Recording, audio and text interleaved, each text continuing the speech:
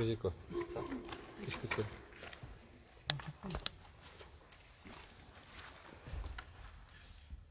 C'est la collection, non? Non. Ah ouais? بسم الله أعوذ بالله من الشيطان الرجيم بسم الله الرحمن الرحيم الحمد لله رب العالمين. Il en manque? C'est bon, tout le monde en a eu ici? Il en manque? Tu n'en as pas? Alors.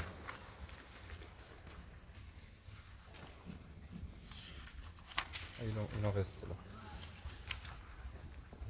أعوذ بالله من الشيطان الرجيم بسم الله الرحمن الرحيم الحمد لله رب العالمين وبه نستعين والصلاة والسلام على سيدنا رسول الله وعلى آله وصحبه ومن والاه اللهم صل على سيدنا محمد وعلى آل سيدنا محمد كما صليت على سيدنا إبراهيم وعلى آل سيدنا إبراهيم وبارك على سيدنا محمد وعلى آل سيدنا محمد كما باركت على سيدنا إبراهيم وعلى آل سيدنا إبراهيم في العالمين إنك حميد مجيد وصلي على سيدنا محمد وعلى أزواجه وذرياته كما صليت على سيدنا إبراهيم وبارك على سيدنا محمد وعلى أزواجه وذرياته كما باركت على سيدنا إبراهيم في العالمين إنك حميد مجيد وصلي على سيدنا محمد كما يليق بجلاله عندك يا رب العالمين اللهم علمنا ما ينفعنا اللهم انفعنا بما علمتنا اللهم زدنا علما مباركا يا رب العالمين اللهم إنا نسألك العلم والإيمان والعمل اللهم إنا نسألك علما نافعا ورزقا طيبا وعملا متقبلا يا رب العالمين اللهم إنا نسألك من الخير كله عاجله وآجله ما علمنا منه وما لم نعلم ونعوذ بك من الشر كله عاجله وآجله ما علمنا منه وما لم نعلم يا رب العالمين اللهم وفقنا لما تحب وترضى اللهم يا لطيف نسألك اللطف فيما جرت به المقادير وصلي وسلم وبارك على سيدنا محمد وعلى آله وصحبه أجمعين والحمد لله رب العالمين.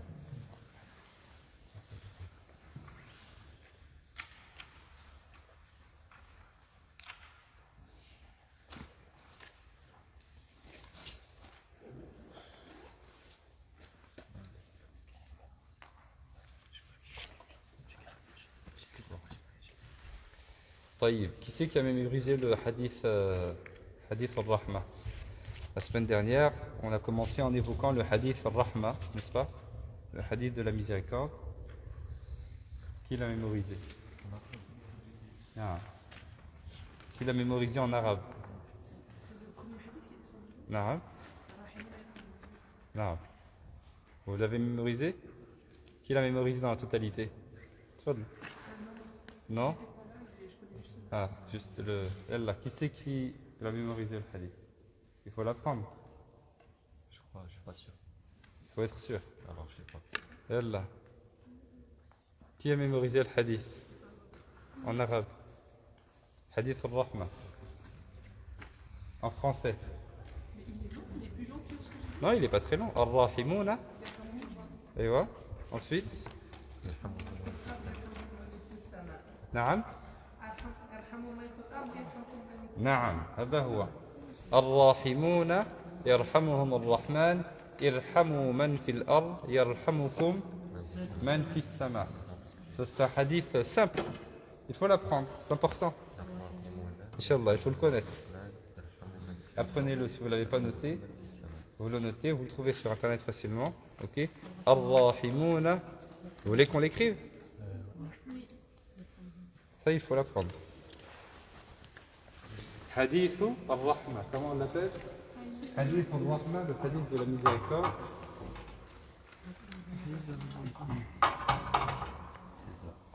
Ou bien on vous donne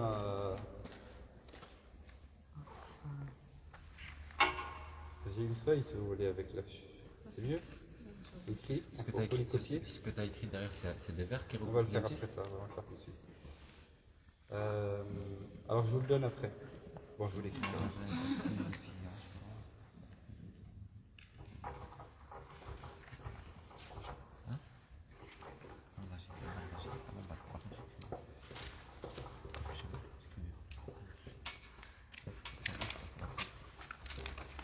C'est là, ici, après, tu fais.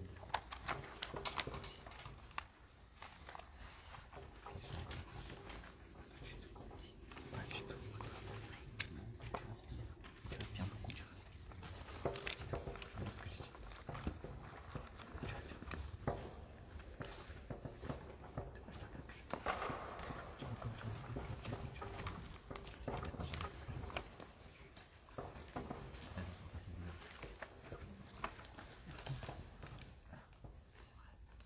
Là, vous mettez قال رسول الله صلى الله عليه وسلم. Parce que c'est vrai qu'il faut le dire. قال رسول الله صلى الله عليه وسلم. صلى الله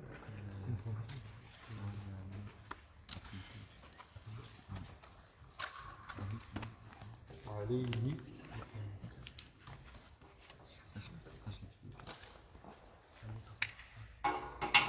Notez ça.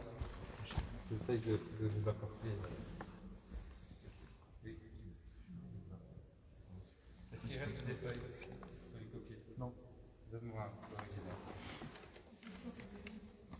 Ok.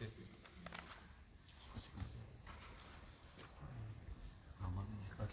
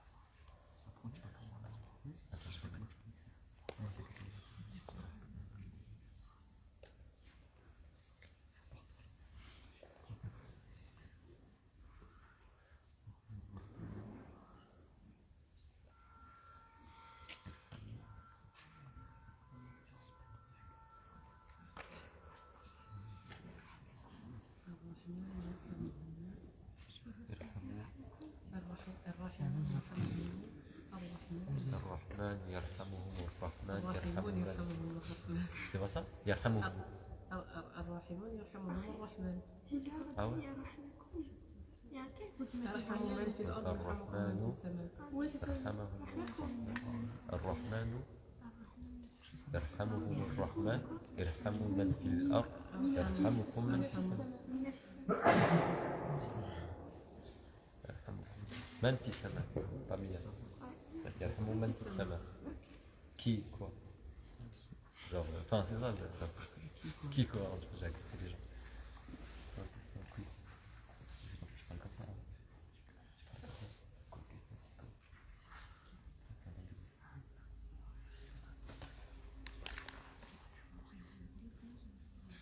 Ça me rend drôle. C'est fou. Non, non, non. Est-ce que t'as compris? Amour. الرحمن يرحم. وش؟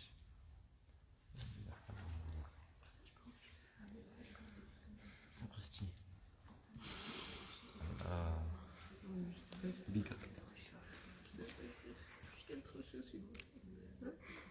Ça serait gentil.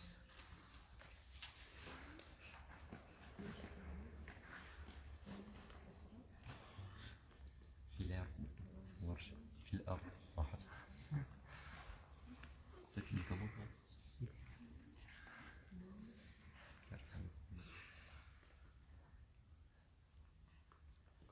السماء.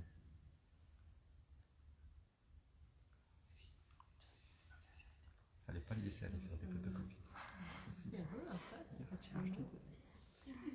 T'as vraiment des dans ce bureau? Ah non, pas ça. D'accord. Pourquoi il y a c'est un nom? يرحمون. Hein?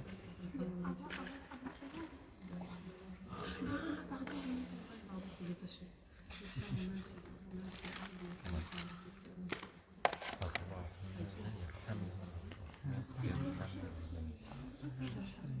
Mais pourquoi il y a une prolongation après le web? Pourquoi il y a un alif? Tu sais? Après le web. يرحموا من في الأرض. Merci. سبحان ربك.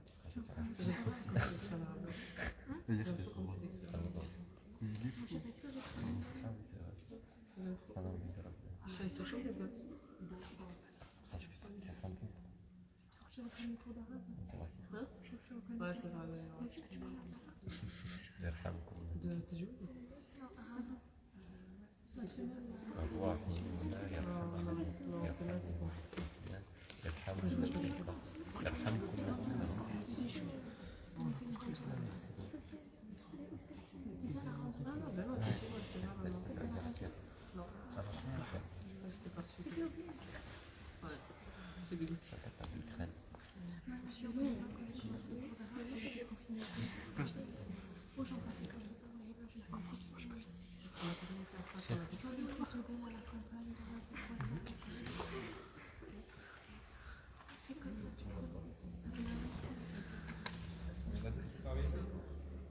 Alors, je vais pas faire ça. Encore? Encore combien?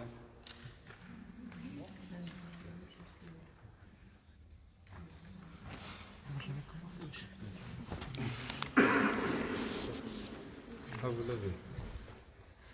C'est الراحمون يرحمهم الرحمن نعم. يرحموا من في الأرض Irhamou. يرحموا Vous l'avez ici. Ah, voilà. Là, vous avez la chaîne de transmission avec Ça- tous les membres de la chaîne de transmission jusqu'au professeur. Voilà. Il faut juste ajouter mon nom. Parce que entre vous et le chef, il y a moi. Mais je l'ai pas. Mais je vais faire un document. Je vais faire un document en ajoutant mon nom, mais là, j'ai pas eu le temps de le faire. Je vous la donne comme ça. Mais vous savez qu'il ne faut pas sauter les étapes. Hein. Comment on peut dire Si vous la connaissez, la chaîne de transmission, c'est bien. Deuxième. Si vous arrivez. Tu l'apprends Sinon, donc vous avez le hadith tout en haut. قال رسول الله صلى الله عليه وسلم الراحمون يرحمهم الرحمن ارحموا من في الأرض يرحمكم من في السماء. Vous voyez que sur le mime, il y a à la fois le dhamma et le sukoun. Quand je vous l'ai dit la semaine dernière, je l'ai répété 4 fois. يرحم من في الأرض يرحمكم بالسكون أو يرحمكم بالضمة. Et on ajoute tabaraka wa ta'ala pour les deux. Tabaraka wa ta'ala avec le sukoun, tabaraka wa ta'ala avec dhamma. Vous avez donc le hadith, ensuite vous avez, bon, vous ajoutez An Khalil aussi là, vous écrivez si vous voulez en arabe, et puis ensuite vous avez donc toute la chaîne de transmission. Voilà, distribué.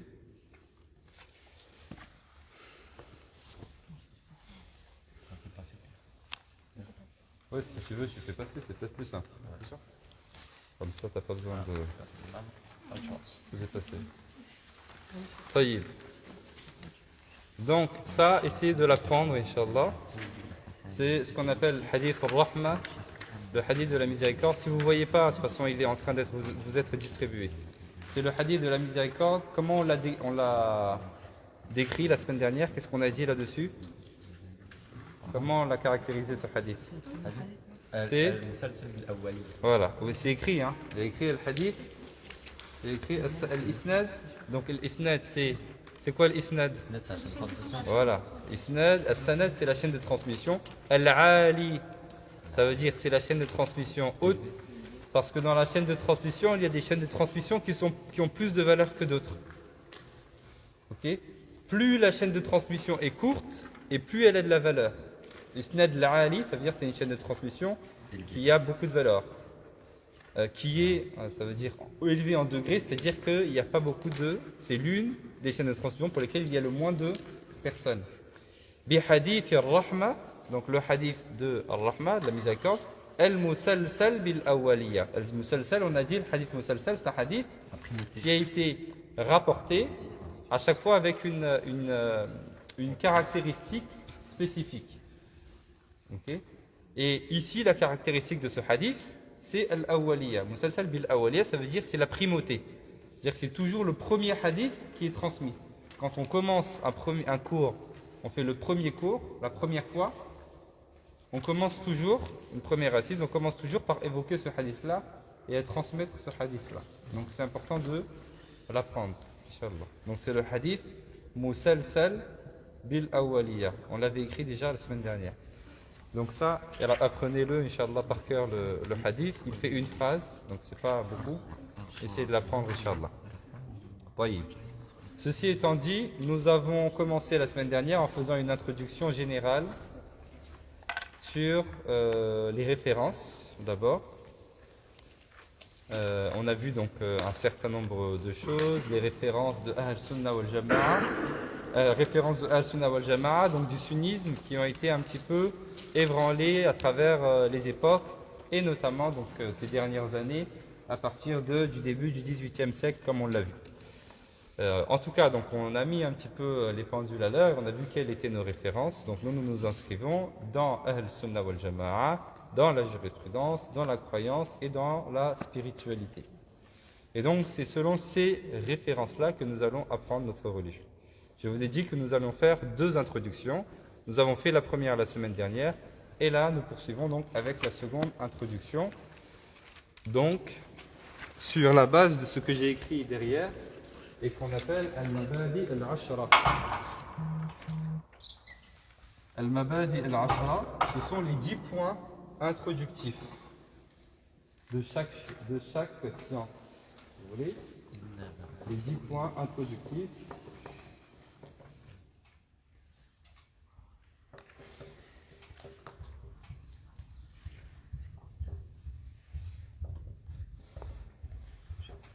Al-Mabadi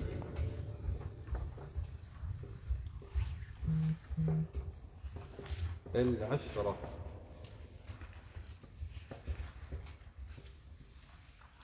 C'est pas écrit en arabe.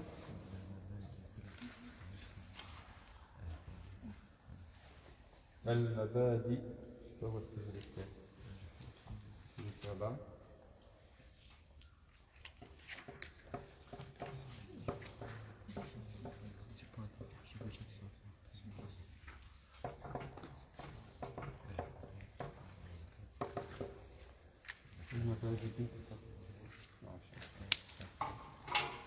Al-Mabadi al-Ashra, ce sont les 10 points introductifs.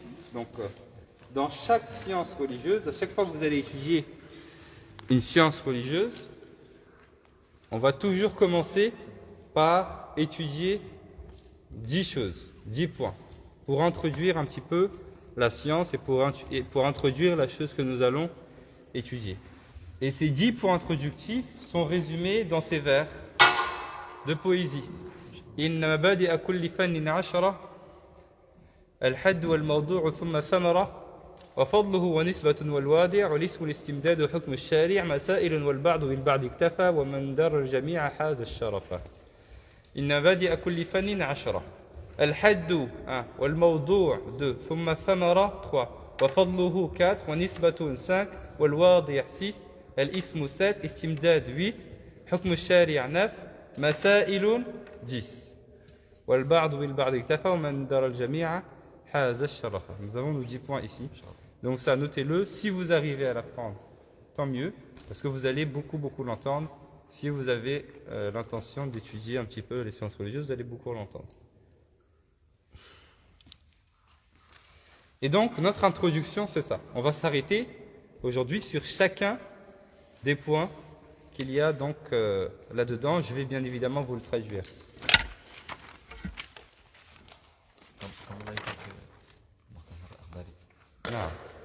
Donc ça, c'est 10 points introductifs, ils ne changent pas, quelle que soit la science. Si vous allez faire du hadith, ce sera les mêmes points. Vous allez étudier les sciences du Coran, ce sera pareil. Vous allez étudier le tajwid, ce sera pareil. Vous allez étudier le fiqh, l'aqidah, le tawhid, ce sera la même chose. Ce sont ces 10 points introductifs-là. Ensuite, le contenu de ces 10 points-là va changer en fonction de la matière. Par exemple, le had c'est quoi? C'est la définition, les limites, en fait, c'est comment on délimite la chose, sa définition. La définition, elle va changer en fonction qu'on soit dans le fiqh ou qu'on soit dans le tawhid, par exemple. Ce ne sera pas la même chose.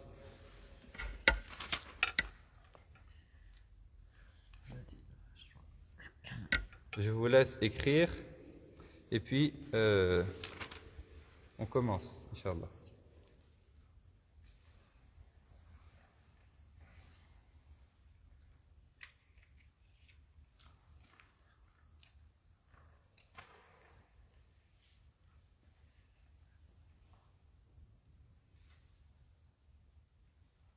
Donc on commence par cette introduction-là.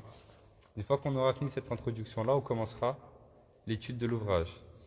L'ouvrage, je vous ai donné pour l'instant juste une partie de l'ouvrage, il y a 5 pages. Il y a la partie sur la purification uniquement. Donc c'est pas tout le livre, ça c'est uniquement la purification. Je vous rappelle que ça, il faut le garder pour vous, parce que c'est un ouvrage qui va être édité et qui n'a pas encore été édité. Donc je vous le donne en avant-première, et il est possible que je corrige encore quelque chose dedans. Donc il ne faut pas le diffuser, il faut le garder. Inch'Allah.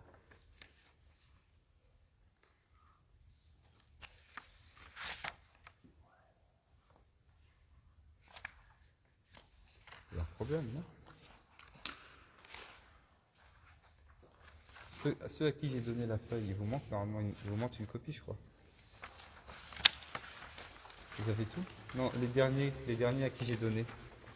Vous avez, ça passe de 1 à 3, non? Oui. Pour tout le monde? Pour tout le monde? 3, 5. Il n'y a pas de verso? Ah mince, j'ai fait une erreur dans... Regarde. Ah. Sûr? Oui, bien sûr, حكم الشارع. Oui, شدة. حرف شمسية. Alors j'ai fait une erreur de... J'ai oublié de faire recto verso. Bon, c'est pas grave. On verra où est-ce qu'on arrive aujourd'hui. Peut-être qu'on va pas avoir le temps de commencer aujourd'hui. Oui. وفضله, tout à fait. Donc, الحد والموضوع ثم الثمرة وفضله ونسبة والواضع. Si vous n'arrivez pas à écrire rapidement, laissez. Je vous le donne. Je peux vous l'envoyer par. Je vous le mets sur le groupe de la 6 par exemple, en arabe, puis vous copiez dessus. On peut faire comme ça. Comme ça, on gagne du temps et on avance. On fait comme ça. Je vous l'envoie. Où est-ce que on peut trouver ça?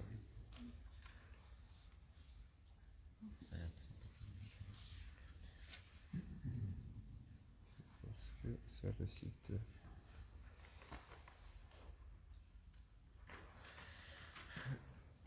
Je l'envoie et puis vous le transférez entre vous. Comme ça, on peut avancer.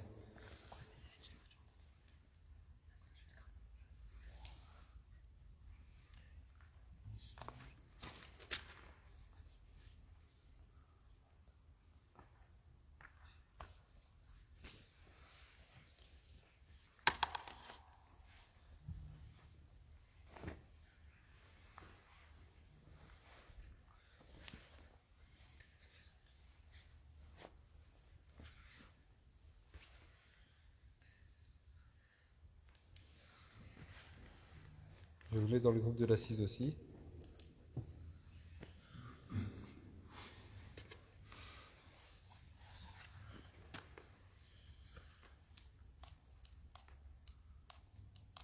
Voilà, avançons.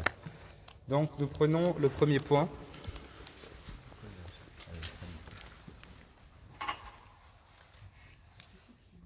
Al-Haddu.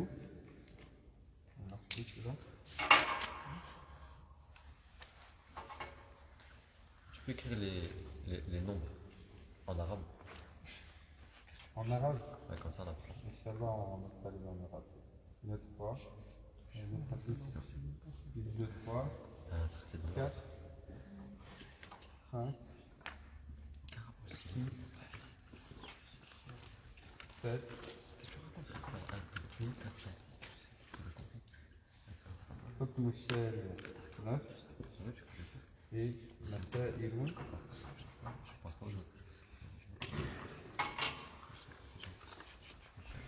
Bismillah. Lorsque l'on commence, hein? Oui. Alors, vous voulez qu'on lise ensemble? Répétez après moi. Oui, il y a une shadda sur le ra. Répétez. Ar-Rahimouna. Ar-Rahimouna. Ar-Rahimouna. Yarhamuhum. Yarhamuhum. Ar-Rahimouna yarhamuhum. Ar-Rahimouna yarhamuhum. يرحمهم الرحمن يرحمهم الرحمن يرحمهم الرحمن الراحمون يرحمهم الرحمن ارحموا من في الأرض ارحموا من في الأرض يرحمكم من في السماء هكذا.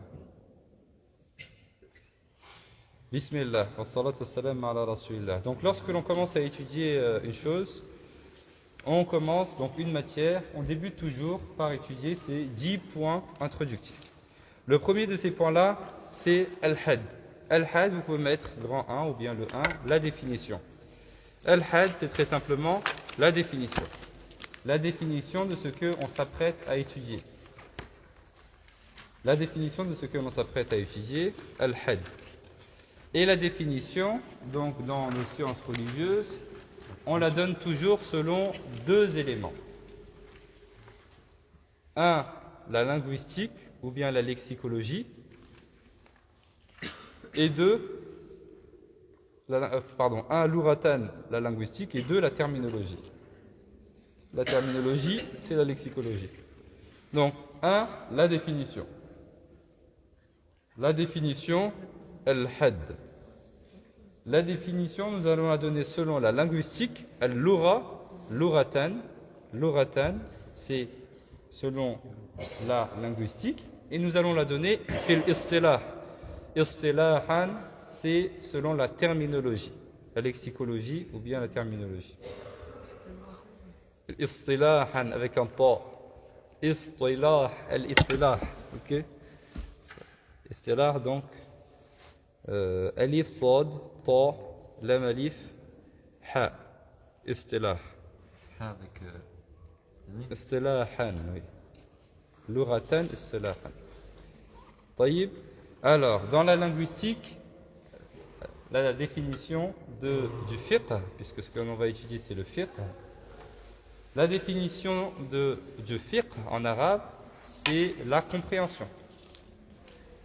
Très simplement, le fiqh en arabe, ça fait référence à la compréhension, à la bonne compréhension et à la connaissance. Allah subhanahu wa ta'ala, par exemple, dit dans le Coran, قالوا يا شعيب لا نفقه كثيرا مما تقول. Le peuple de Shu'aib qui lui ont dit, ô Shu'aib, on ne comprend pas beaucoup de choses de ce que tu nous dis. لا نفقه, on ne comprend pas كثيرا مما تقول. Et il dit également dans le Coran, ولكن لا تفقهون تسبيحهم. Tout glorifie Allah. Toute créature glorifie Allah. Mais Allah dit, ولكن لا تفقهون تسبيحهم. تفقهون, ça vient de fiqh. Toutes choses glorifient Allah, mais vous ne comprenez pas leur manière d'évoquer Allah subhanahu wa ta'ala. Donc, le fiqh, ça vient ça fait référence un petit peu à cette idée de la bonne compréhension et la connaissance en arabe. Ensuite, dans la terminologie, dans la lexicologie, fil istilah, la définition du fiqh, c'est la chose suivante. En vrai, je pense qu'aujourd'hui, on va rester uniquement que sur le premier point. La définition, c'est la suivante. C'était la première question que vous aviez dans l'examen de fiqh, par ailleurs.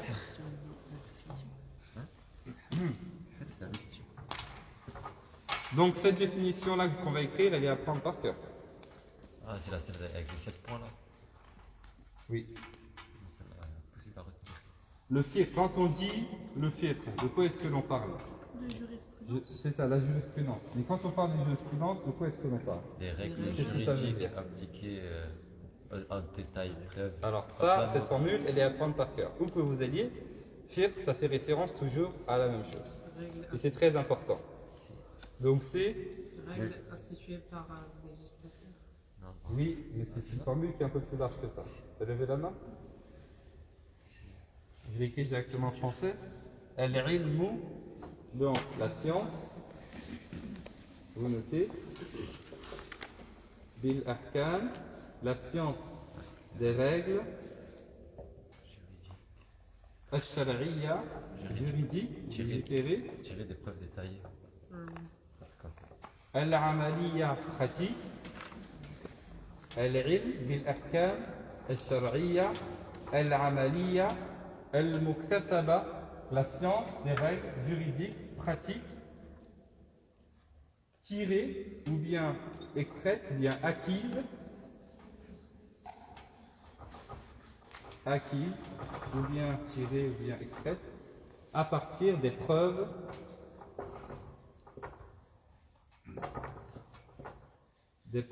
détaillées.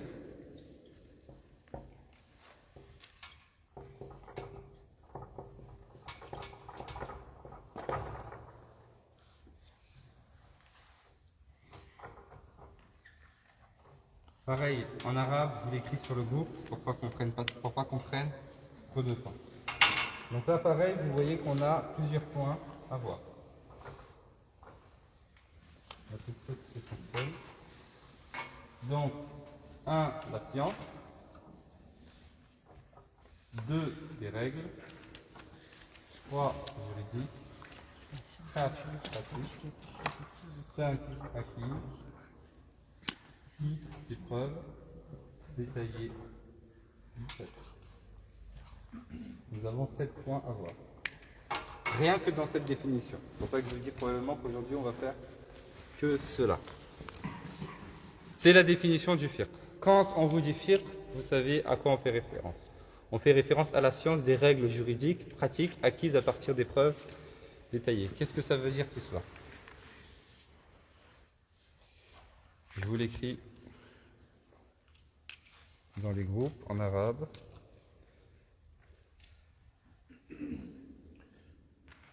Alors il faut que je le trouve avec les voyelles pour vous.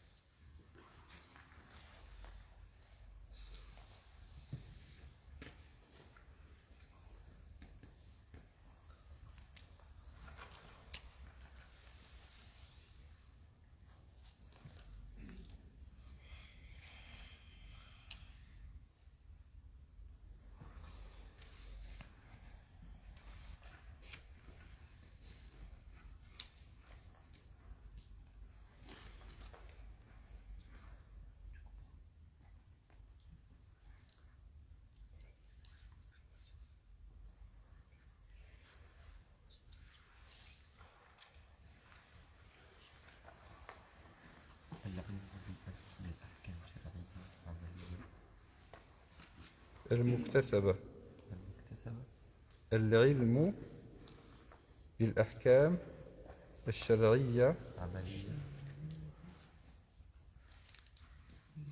العملية المستمدة أو المكتسبة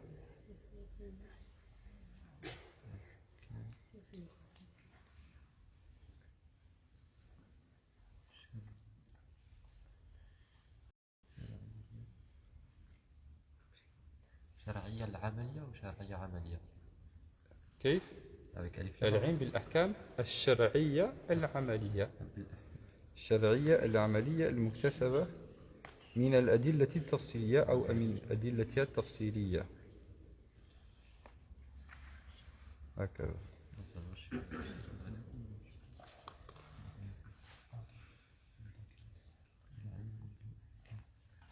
Voilà, vous les avez.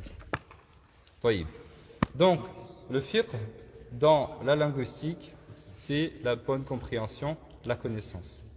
Et dans la terminologie, dans la lexicologie, c'est la science des règles législatives ou bien juridiques, pratiques, qui sont tirées, qui sont extraites, ou bien qui sont acquises à partir des preuves précises ou bien des preuves détaillées, entre guillemets. Tout à fait, dans la terminologie. Alors, maintenant, entrons dans les détails. Premièrement, la science. Quand on dit la science, cela inclut la certitude, mais ça inclut également, donc ça inclut la certitude, c'est-à-dire ce qui est certain, mais ça inclut également le doute, n'est-ce pas? Ça inclut également la supposition, ça inclut également la prépondérance. On a déjà parlé du fait que de 0 à 49%, on parle de wahm, c'est juste comme ça, une illusion. Ok. À 50%, c'est un doute. Entre 51% et 99%, c'est une pensée. Et à 100%, c'est une science sûre, c'est une certitude.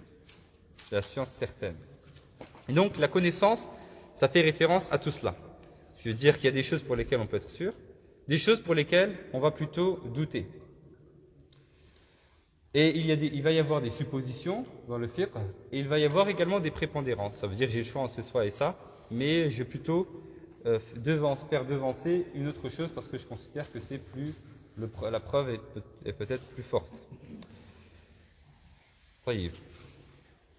Et donc, quand je dis cela, je comprends que le fiqh, en fait, il ne concerne uniquement que les choses qui sont sujets à l'étude. C'est plus ou moins correct. C'est plus ou moins correct. C'est un effort d'interprétation. On fait un effort pour arriver effectivement à un résultat. Et donc, ce qui veut dire qu'il ne veut pas y avoir de dureté dans le fiqh. Il ne veut pas y avoir de rigidité, puisque je sais que c'est plus ou moins correct.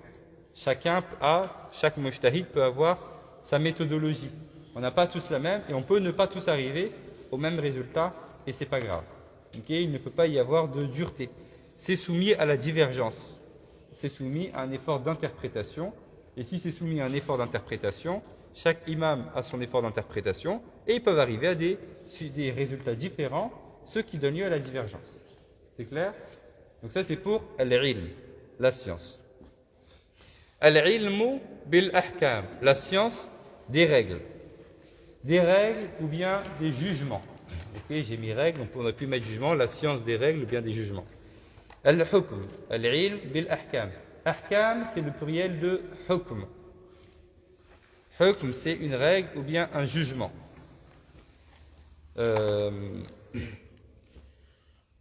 Dans la linguistique, ça fait référence à al-habs. Qu'est-ce que c'est le habs? Ewa, tout à fait. Donc c'est le fait, al-habs, c'est en fait al-mana'. C'est le fait d'interdire une chose. Ok, quand on met quelqu'un en habs, quand vous connaissez le terme, la prison, qu'est-ce qu'on fait? On lui interdit son temps, on lui interdit sa vie en fait. On lui prend son temps. Parce que qu'est-ce qu'il y a de plus cher dans la vie d'une personne? C'est le temps. Et donc pour la punir de la manière la plus difficile, on va la priver de son temps. Très simplement.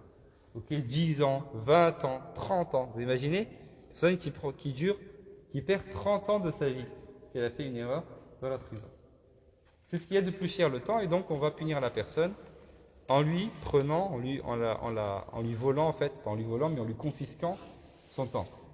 Dans la linguistique, donc, le hukm, ça fait référence à cela.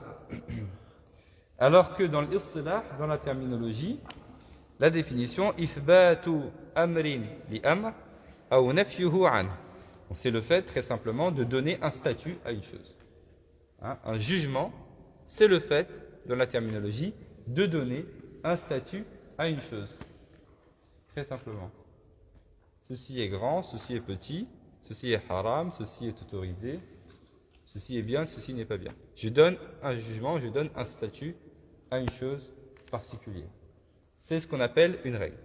Donc là, on va étudier la science des règles, donc des jugements. C'est le fait de donner des jugements. Ceci est haram, ceci est makruh, ceci est autorisé, ceci est obligatoire. Ça se fait de cette manière, c'est une sunna. Non, ça c'est pas une sunna, c'est faire le contraire de ce que fait le prophète sallam, etc. On donne des jugements. Donc c'est la science de ces jugements-là. C'est la science de ces règles-là, le fiqh. La linguistique, tu as dit que c'est le fait d'interdire. C'est le fait de donner un statut à une chose. Non, ça c'est dans la terminologie. Oui. Et dans la linguistique, c'est le fait d'interdire. C'est ça, al-mana'. D'interdire ou bien d'empêcher. C'est ça ce qu'on appelle un jugement. Vous avez compris? Vous êtes avec moi jusque-là? Et ce jugement-là, il peut être dans différents domaines. Ce jugement-là, il peut être de différentes sortes. N'est-ce pas? On sait qu'il y a, quand je dis par exemple, on a dit la règle, le jugement, c'est le fait de donner un statut à une chose. On est d'accord? Très bien. Si je dis la mosquée est plus grande que Sofiane, j'ai donné un jugement à la mosquée, n'est-ce pas? Mais c'est un jugement, si je dis ça à quelqu'un, il va me dire mais t'es bête ou quoi? Bien sûr que la mosquée elle est plus grande que Sofiane. Parce que c'est logique, c'est rationnel. Ok? Pareil, si je dis à quelqu'un 2 plus 2 égale 4, il va me dire bah oui, t'es bête ou quoi? C'est normal, c'est rationnel, c'est logique. Donc ça c'est un jugement, on va l'appeler le jugement rationnel. Parce qu'on arrive à ce jugement-là en utilisant la raison. C'est clair? En utilisant la raison, j'arrive à cela. Comment on a su que 2 plus 2 égale 4? On a fait 1, 2, 3, 4. On a utilisé notre raison et puis on est arrivé à ce jugement-là. Donc il y a une première catégorie de jugement qu'on appelle le jugement rationnel. C'est clair? Et puis il y a d'autres jugements auxquels on arrive par une autre manière. Par exemple, quand je dis le feu brûle, j'ai donné un jugement au feu, j'ai donné une règle au feu, j'ai donné un statut. C'est quoi? C'est le fait qu'il brûle. Est-ce que j'y suis parvenu de manière rationnelle à cela? Non. Je ne peux pas, en utilisant ma raison, dire que le feu brûle si je reste comme ça. J'ai jamais approché le feu et je le regarde pendant 1000 ans. Comment est-ce que je vais savoir qu'il brûle? J'en sais rien. Ok? Par contre, si je suis bébé et je mets ma main dans le feu, ça va me brûler une fois. N'est-ce pas? Bon. Il continue à m'attirer le feu. Donc je vais mettre ma main une deuxième fois. Il va me brûler une deuxième fois. Et puis je vais le mettre une troisième fois. Il va me brûler une troisième fois. Hop, c'est bon. Le feu, ça brûle. Il ne faut pas mettre sa main dedans. Je suis arrivé à un jugement. Donc là, c'est un jugement auquel je suis arrivé par, comment? Par expérience, par habitude, par usage. C'est ce qu'on appelle le jugement d'usage. Al-hukm al-adi. L'ada, c'est l'habitude, l'usage. Donc ça, c'est le jugement d'usage. C'est la deuxième catégorie de jugement. Le premier, c'était le jugement rationnel, al-hukm al-aqli. Le jugement rationnel, celui d'avant, c'était le jugement rationnel, donc al-hukm al-aqli.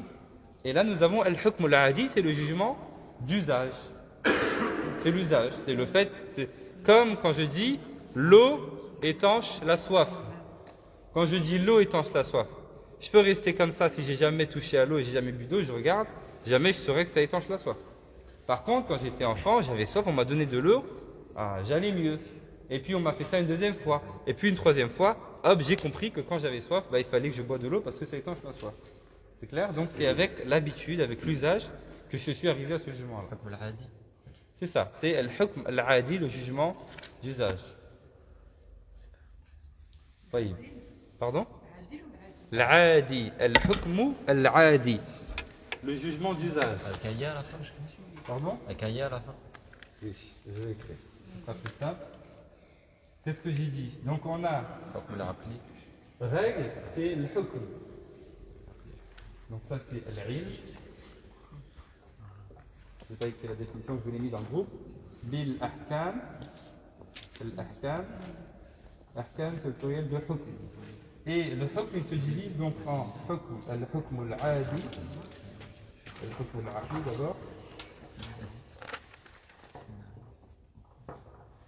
والحكم العادي.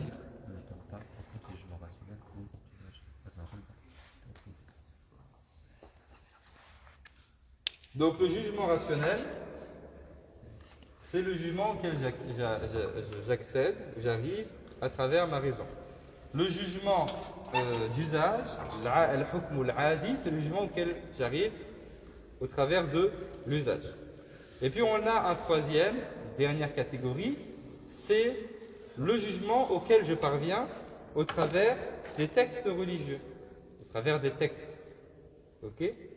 C'est ce qu'on appelle al-hukm al-shar'i. Al-hukm al-shar'i, shar'i, ça veut dire juridique ou bien législatif. Al-shar'i, ça vient du mot al-shari'a. Al-shari'a, c'est la législation, c'est la juridiction divine, ou bien la législation divine, qui vient du législateur, qui est Allah. Al-shari', c'est Allah. ou bien le prophète sallallahu alayhi wa sallam. Donc là, on a une troisième catégorie qu'on appelle al-hukmu al-shar'i.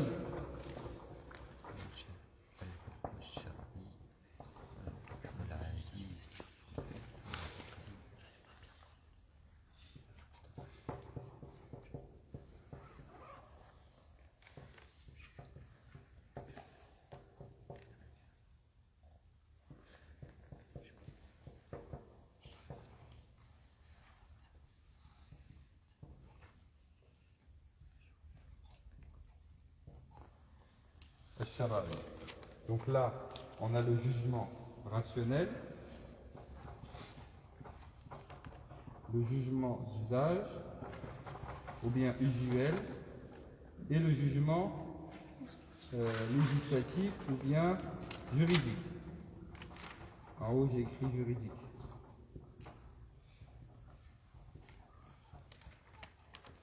Donc le jugement législatif, le jugement juridique, c'est le jugement qui m'est donné par la législation, par la juridiction, par al-sharia. Donc là, nous, on ne va s'intéresser ni au jugement aqli, ni au jugement d'usage. Pourquoi? Dans la définition, c'est précisé. C'est effectivement la science des règles, des jugements juridiques, uniquement. Donc on ne va pas s'intéresser au jugement d'usage. Le feu brûle, oui, ça ne m'intéresse pas.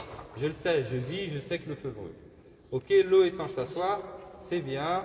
Ok, donc 1 plus 1 égale 3, c'est très bien. Égale 2, bien évidemment. N'est-ce pas? 2 plus 2 égale 4, etc., etc. Ça ne nous intéresse pas. Par contre, la prière, c'est obligatoire. Ah oui, ça m'intéresse. C'est un jugement juridique. Est-ce que c'est clair jusque-là? Voyez. Ensuite, ces jugements juridiques-là, ces jugements législatifs-là, ils peuvent concerner beaucoup de choses, tout en étant dans la législation. Quand on est dans la législation, elle nous parle, c'est vrai, elle nous parle de la prière, elle nous parle de la zakat, mais elle nous parle aussi de la croyance, elle nous parle du tawhid, elle nous parle du bon comportement, etc. Donc il y a plusieurs catégories au sein même de sharia. Dans sharia, il y a beaucoup de choses. Alors là, la définition, elle nous précise encore plus la chose. C'est la science, effectivement, des règles, des jugements juridiques, législatifs, donc dans sharia, mais qui sont uniquement pratiques. Pratiques. Ça veut dire que ce sont des choses que l'on peut mesurer, des choses qui sont palpables. Oui? Est-ce que le talion, ça fait partie des jugements aussi? De quoi? Talion. Le talion? Oui, tout à fait. La règle du talion, ça fait partie, ça fait partie de la législation. C'est une règle parmi les règles de la législation.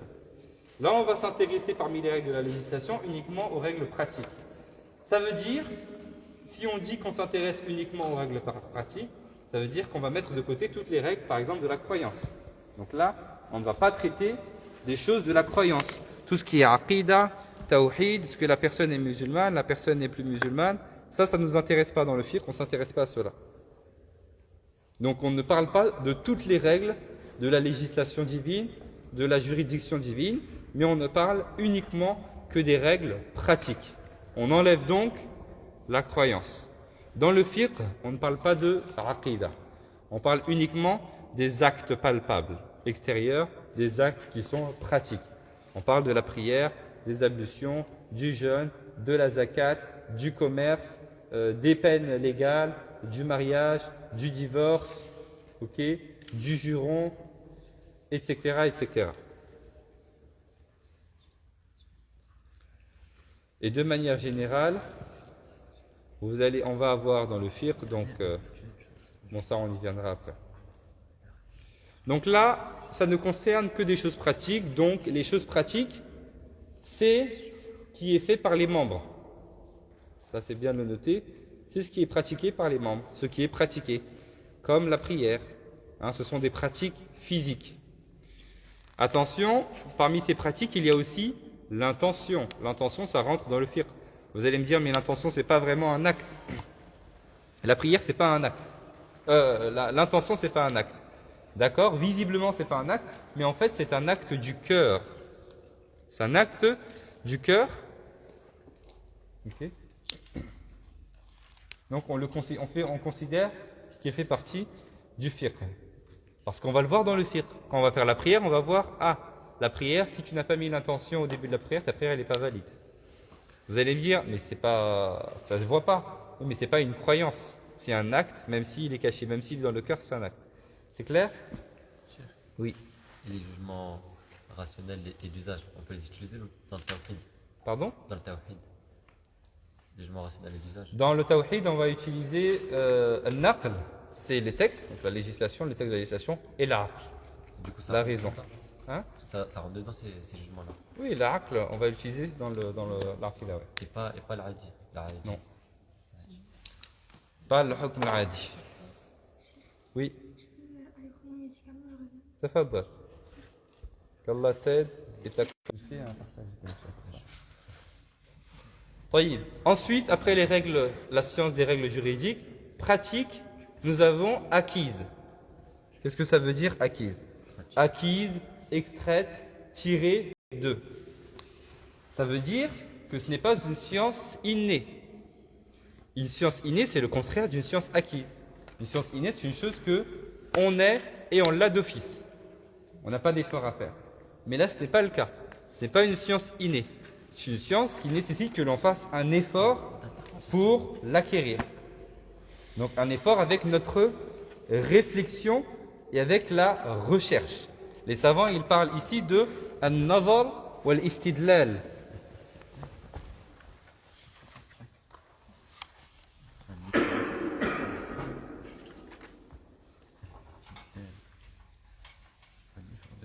Donc la science des règles juridiques, pratiques, acquises, c'est-à-dire tirées, extraites de. Ce qui est le contraire de la science innée. La science innée, c'est une science que l'on a d'office quand on l'a depuis toujours. Mais là, ce n'est pas le cas. C'est une science à laquelle on va parvenir en utilisant ce que l'on appelle an-nazar wal-istidlal.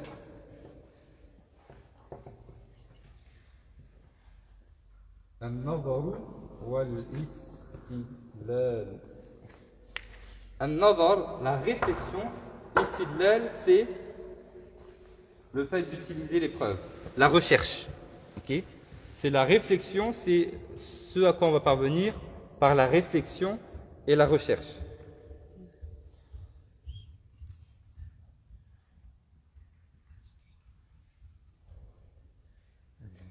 Encore une fois, c'est donc une chose sur laquelle il ne peut pas y avoir de dureté. C'est très large. Ce sont des choses qui sont travaillées par les savants.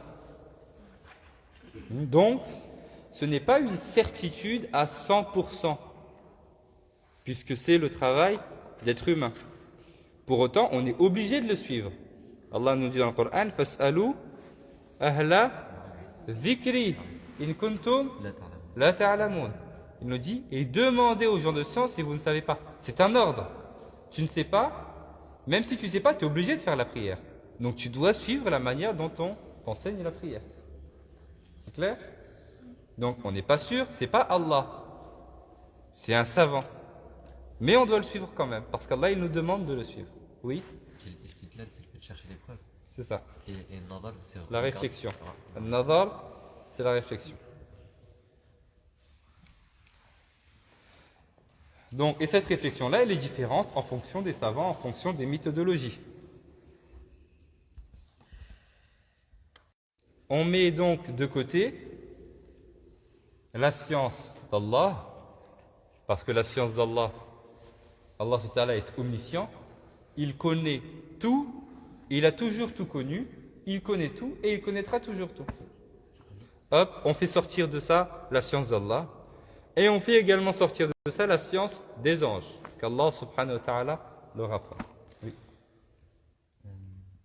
Lorsqu'une science innée, on sort la science d'Allah. Dans la définition d'une science innée, on sort la science d'Allah, c'est ça? J'ai pas compris. Non.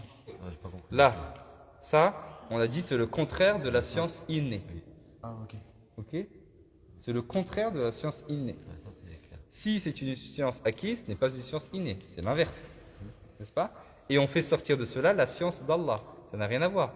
Parce que la science d'Allah subhanahu wa ta'ala, Allah est omniscient, il connaît tout et c'est bien sûr de la certitude. Alors que là, c'est pas la certitude, c'est le travail d'autres mains, de savants. Ok, mais la science d'Allah, ça c'est pas partie de la science innée. C'est ça que je. On ne va pas qualifier de cette manière-là la science d'Allah. Bien évidemment, c'est inné. Allah subhanahu wa ta'ala, il a toujours eu cette science-là. Et il l'aura toujours. C'est quelque chose d'inné. Ok? Mais il ne vous met pas donner des qualificatifs de cette manière. C'est bon? Et la science des anges. Et on fait sortir également la science des anges. Donc là, ça concerne uniquement les êtres humains. J'ai une question. Oui. Tu peux donner un exemple de science innée pour qu'on comprenne? Allah subhanahu wa ta'ala, le destin. Le destin. Mais les sciences innées, c'est pas des sciences qu'on peut acquérir. Nous, Pardon? On peut pas avoir, nous, des sciences Non. innées. Bah non. Voilà. C'est Allah subhanahu wa ta'ala qui nous enseigne. C'est Allah subhanahu wa ta'ala qui nous enseigne. Mais le qadar, le destin, Allah a toujours su. Et il connaît et il saura tout le temps. Donc la science innée, elle est propre à Allah. Et à ceux à qui Allah subhanahu wa ta'ala veut donner cela. Oui. Par exemple, la science que Allah il a Khalil, Oui. du coup pour lui c'est une science innée. Non, c'est Allah qui lui a donné. Pas forcément. C'est quoi une science innée? Une science innée, c'est la personne qui est née d'office, elle a cette connaissance-là. Qui est le Khadir, Allah subhanahu wa ta'ala lui a accordé une certaine science après un certain temps. Il n'y a pas de problème. Nous sommes des êtres humains. Nous naissons et nous faisons que pleurer. On ne sait rien faire. On ne peut même pas manger seul. On ne peut pas se déplacer seul. On ne peut rien faire. Et Allah subhanahu wa ta'ala nous enseigne et il nous éduque en regardant, on voit, on enregistre, on expérimente, etc. etc. C'est vrai? Donc, la règle, ou bien la science, des règles, ou bien des jugements, juridiques ou bien législatifs, pratiques, acquis, à partir des preuves. Donc, de ces preuves, qu'est-ce que c'est? Là, on parle donc d'une science qui est obtenue à partir de preuves détaillées, c'est-à-dire à partir de textes. Ce sont des textes, effectivement, des textes qui sont détaillés, qui sont le Coran et la Sunna principalement. Pas uniquement, mais principalement. Et il s'agit de ce qui va être utilisé, donc, le Coran et la Sunna. Encore une fois, principalement, il y a d'autres sources qui viennent après le Coran et la Sunna. Ce sont les principales sources, oui, qui vont être utilisées donc pour supporter. C'est ce qui va être utilisé pour supporter, pour soutenir ou bien pour défendre un point particulier, un sujet particulier. La prière est obligatoire car Allah dit dans le Coran telle chose. Wa aqimus salah. Ok? Le jeûne pendant le mois du Ramadan est obligatoire car Allah dit dans le Coran telle chose. C'est clair? Il est obligatoire de faire telle chose parce que le prophète sallam a dit dans tel hadith authentique telle chose. Que c'est un texte détaillé, précis, un élément peut-être dans un texte détaillé qui est utilisé pour soutenir une question, un sujet particulier. Ok, donc c'est ce qu'on appelle la preuve. Et donc chaque sujet a des textes détaillés dans le Coran et la Sunna, principalement à partir desquels, donc le Coran et la Sunna, à partir desquels on va extraire et on va tirer nos règles religieuses. Et ces preuves-là, ce sont des preuves qui sont septièmement détaillées. Le tafsiliya. Très bien. Détaillées, on va s'opposer là, donc, à des règles qui sont générales, à des preuves qui sont des preuves générales. Exemple de preuve générale, tout ce qui enivre est haram. Kullu muskirin haram. Tout ce qui rend ivre est haram. C'est une règle générale. C'est une preuve générale. Preuve détaillée, l'alcool est haram parce qu'Allah dit dans le Coran telle chose. Ça c'est détaillé. Par contre, la règle générale, tout ce qui enivre est haram. Ok? Autre exemple.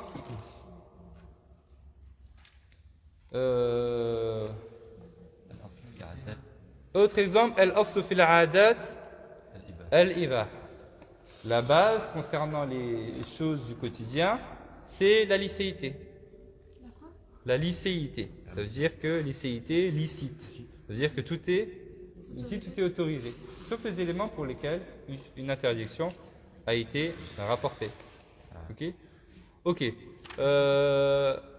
En opposition à cela, une question détaillée, pas une règle générale, sur le fait de dire du bien. وَقُولُوا لِلنَّاسِ حُسْنًا. Voilà dans le Coran. C'est un texte précis pour un sujet précis. Mais j'ai aussi une règle générale. Allah se fait la adat et l'ibaha. Donc il n'y a pas de problème, je peux. Est-ce que c'est clair? Comment t'avais dit détail Hein? T'avais dit comment détail? At-tafsiliya.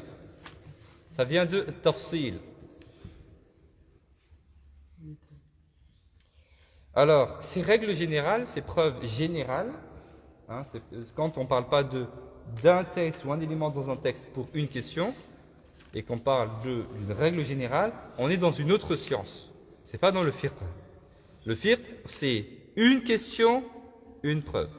Un texte du Coran, un texte de la Sunna, un ijma'. Par contre, si c'est une règle générale, alors là on est dans une autre science que l'on appelle les fondements du fiqh. Là on est dans le fiqh. Eh bien là on va parler des fondements du fiqh. On est dans la jurisprudence, on va parler des fondements de la jurisprudence. On va voir aussi les fondements de la jurisprudence. Comme on voit les bases du fiqh là, après on va voir ensemble les fondements de la jurisprudence. Inch'Allah. Oui. Je voulais savoir justement, est-ce que le fiqh ça rentre dans les détails des règles générales de usul?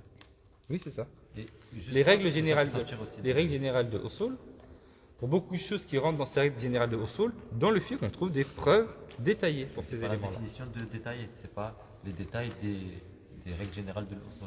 Non, c'est pas ça la Ah, définition. mais parce que j'ai pas compris la définition. Enfin, Min adillatiha, c'est la science des règles juridiques pratiques acquises à partir des preuves qui sont détaillées. C'est pas les règles générales qui sont détaillées.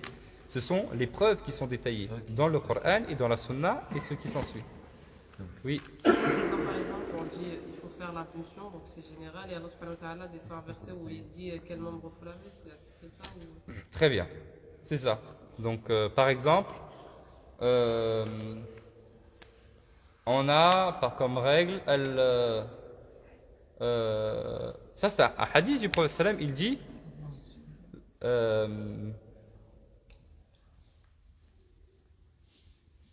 la salata liman lam yatatahhar ou kama qala alayhi salatu wassalam ou kama qala salatu wassalam.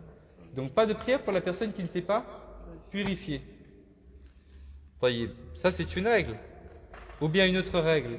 At-taharatu la tahsulu illa bilma. La purification ne s'obtient qu'uniquement qu'avec de l'eau. Ça, ce sont des règles générales. Quand on voit dans le Coran, Ya ayyuhal ladhina amanu, idha qumtum ila salati, farsilu wujuhakum wa aydiyakum ila al-akhir. Ila akhir al-aya. Est-ce que c'est clair? Oui. en gros, dans le usul, on peut trouver boisson enivrante égale haram, et dans le fiqh, le vin rouge, c'est haram.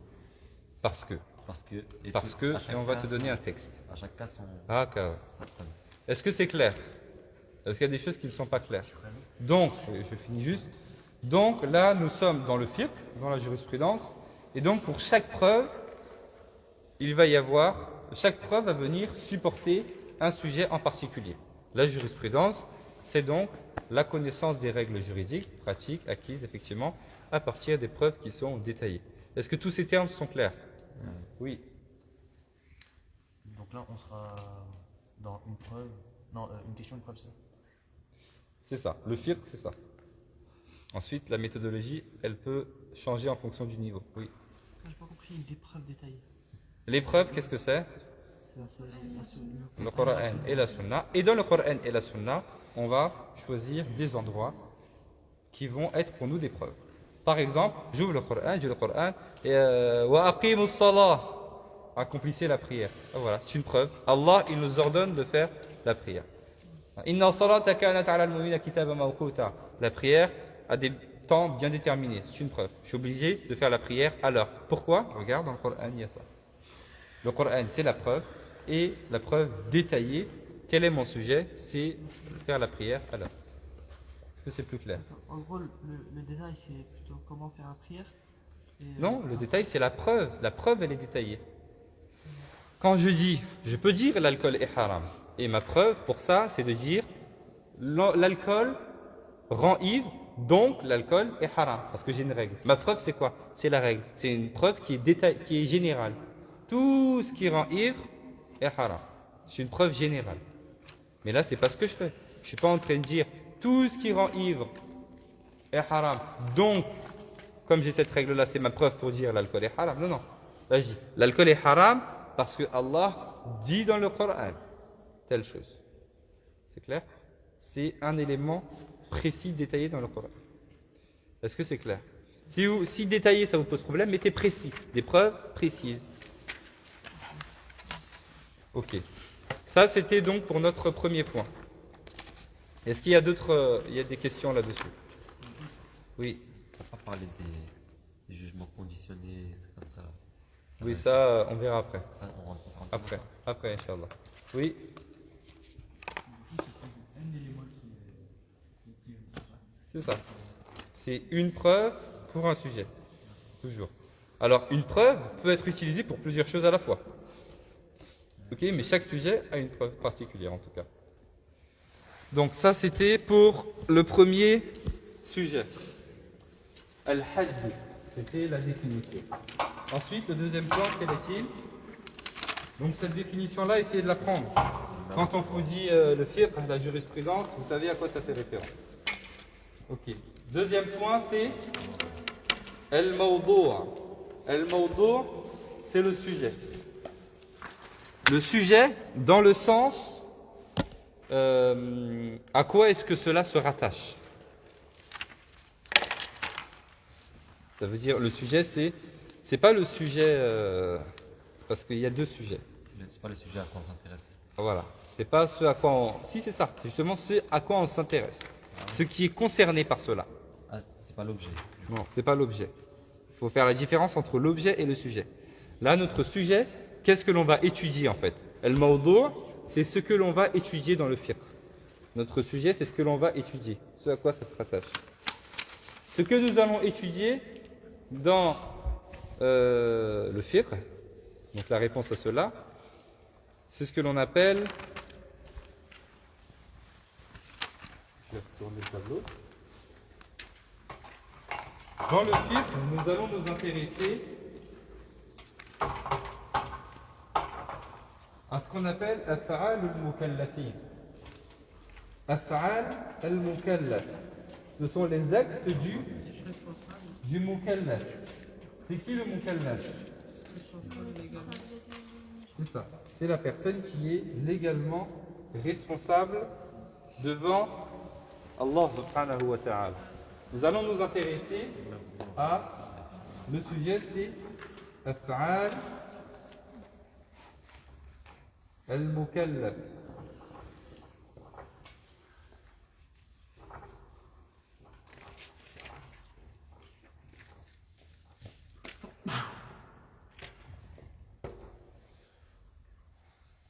Non, les actes ou bien les œuvres